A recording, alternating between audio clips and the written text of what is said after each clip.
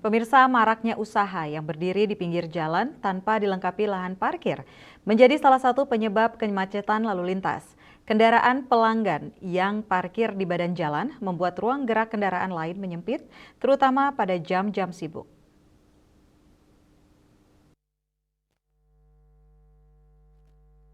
Sejumlah ruas jalan di kawasan pusat perdagangan dan kuliner seperti di kota Denpasar kerap mengalami kepadatan arus lalu lintas. Salah satu penyebabnya adalah banyaknya tempat usaha yang tidak menyediakan area parkir bagi pengunjung. Akibatnya, kendaraan roda 2 maupun roda 4 terpaksa diparkir di bahu bahkan badan jalan.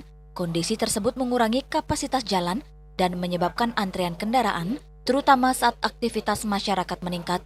Selain menghambat kelancaran lalu lintas, parkir di badan jalan juga meningkatkan risiko kecelakaan karena kendaraan keluar dan masuk lokasi usaha secara langsung dari jalur kendaraan yang sedang melintas.